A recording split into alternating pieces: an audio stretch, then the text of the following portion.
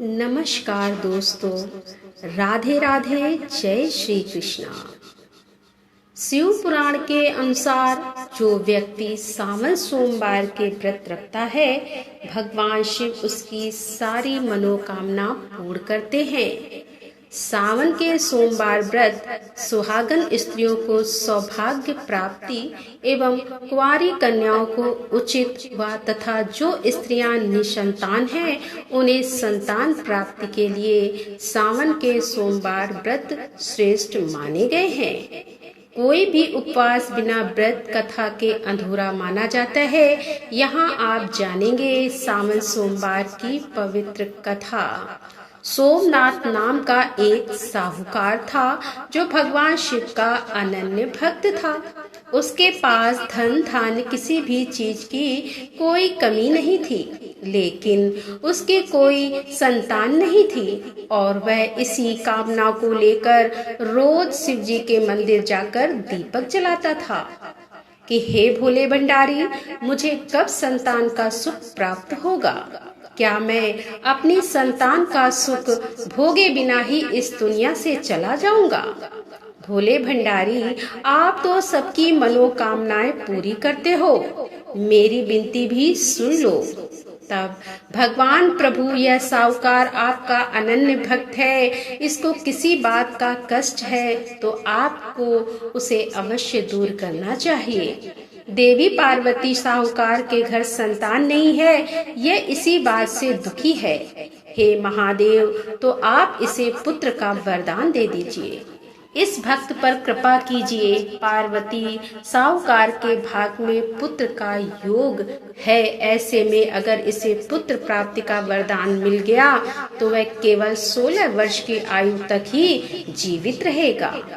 पर प्रभु, आपके भक्तों का जो विश्वास आपसे जुड़ा है, क्या वह नहीं सोच रहे आप साहूकार को प्रति सोमवार को आपका व्रत और पूजन करता है और अब तो सावन माह के पवित्र दिन हैं जो आपको अति प्रिय हैं। आपको इसकी इच्छा पूरी करनी ही होगी। हे देवी पार्वती, मैं अपने भक्त सोमनाथ को पुत्र का वरदान देता हूँ, लेकिन इसका पुत्र 16 वर्ष से अधिक जीवित नहीं रहेगा। उसी रात भगवान शिव ने स्वप्न में उस व्यापारी को दर्शन देकर उसे पुत्र प्राप्ति का वरदान दिया और उसके पुत्र के 16 वर्ष तक जीवित रहने की बात भी बताई। जब व्यापारी स्वप्न से जागा तो हे महादेव, एक तरफ मुझे पुत्र देकर संतान का सुख दे दिया और दूसरी तरफ पुत्र अल्प आयु होगा, यह मेरे जीवन का सबसे बड़ा दुख है। मैं जानकी से कैसे छुपा कर रख पाऊंगा। तब प्रभु, आपकी लीला आप जानते हो, मेरी भक्ति में फिर भी कोई कमी नहीं आएगी। आपके द्वारा दिया वरदान मुझे मंजूर है। व्यापारी पहले की तरह सोमवार का विधिवत व्रत करता रहा। कुछ महीने के पश्चात उसके घर अति सुंदर पुत्र उत्पन्न हुआ। पुत्र जन्म से व्यापारी के घर में खुशियां भर गईं और बहुत धूमधाम से पुत्र जन्म का समारोह मनाया गया। पुत्र का नाम अमर रखा गया।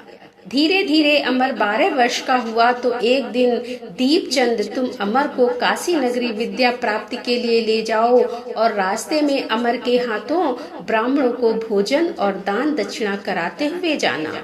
लंबी यात्रा के बाद अमर और दीपचंद एक नगर में पहुँचे।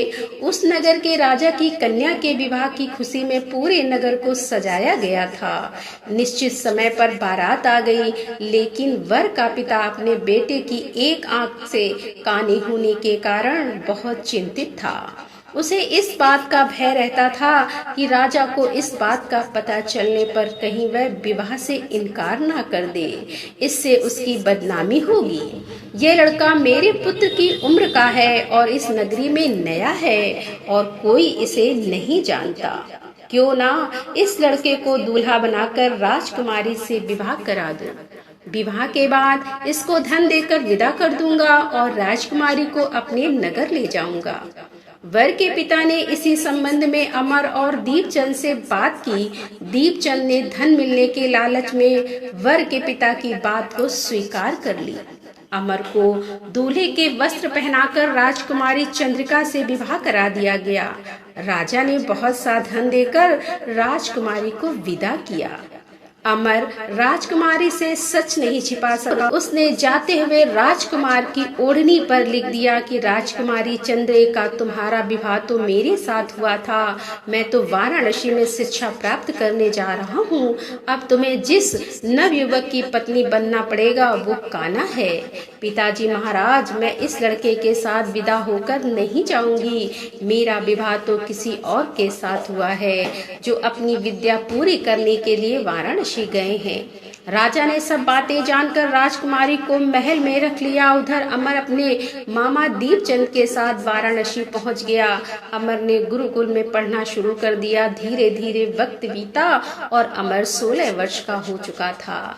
एक दिन अमर यज्ञ करके ब्राह्मणों को दान दक्षिणा देकर रात के वक्त जब शयन कक्ष में सो रहा था, शिव जी के वरदान के अनुसार उसके प्राण पखेरु उड़ गए। अगली सुबह जब मामा दीपचंद कमरे में आया तो देखा कि अरे, आज अमर सोकर नहीं उठा। रोजाना तो जल्दी उठ जाता है। अमर बेटा, अरे उठ, अरे तू उठ, क्यों नहीं उठ रहा है? अरे यह क्या है?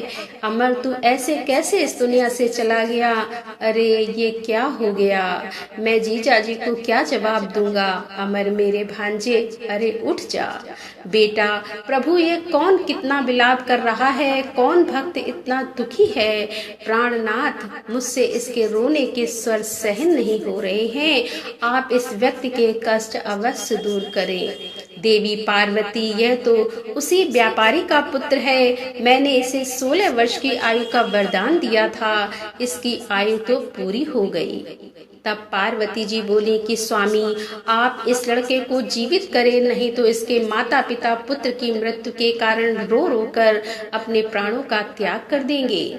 आपके परम भक्त साहूकार को उसके वर्षों के सोमवार की पूजा का आप यह फल देंगे।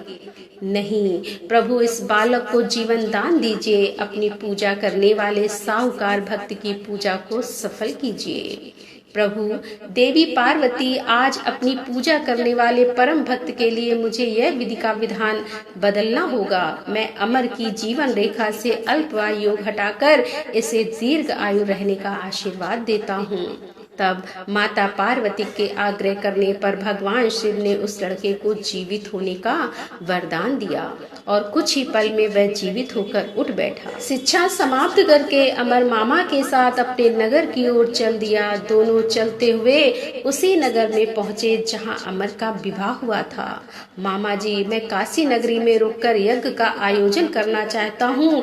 भगवान भोलेनाथ ने मुझे नया जीवन प्रदान किया है, इसीलिए यह मेरी इच्छा है। ठीक है अमर, हम एक दिन यहाँ रुककर यज्ञ का आयोजन करते हैं। अरे, यह तो वही लड़का है जिससे राजकुमारी चंद्रिका का विवाह हुआ था। महाशय, मेरी पुत्री आपके वियोग में आज भी आपकी प्रतीक्षा में है। उसे आप स्वीकार कीजिए और मुझे कृतार्थ कीजिए। अमर को देखकर राजकुमारी चंद्रिका बहुत प्रसन्न हुई। दीपचंद और अमर को कुछ दिन महल में रहने का अनुरोध करके राजा ने बहुत सा धन और वस्त्र आदि देकर राजकुमारी को अमर के साथ विदा किया। जानकी, यदि अमर सकुशल नहीं लौटा तो हम यहीं अपने प्राण दे देंगे। स्वामी, मैं अपने पुत्र को देखे बिना व्याकुल हो रही हूँ। आपने उसके अल्प आयु होने की बात क्यों छिपाई? मेरे लाल को मुझसे दूर भेज दिया आपने। मैं अपने पुत्र अमर के बिना जीवित नहीं रहूंगी। तभी द्वार पर एक सेवक ने दस्तक दी। राजकुमार अमर और राजकुमारी चंद्रिका बस आपके समक्ष पहुंचने वाले हैं। आप बिल्कुल भी चिंतित ना हो, इसीलिए यह खबर उन्होंने भिजवाई है। साहूकार अपनी पत्नी और मित्रों के साथ नगर के द्वार पर पहुंचा और अपने बेटे के विवाह का समाचार सुनकर पुत्र वधू राजकुमारी चंद्रिका को देखकर उसकी खुशी का ठिकाना न रहा।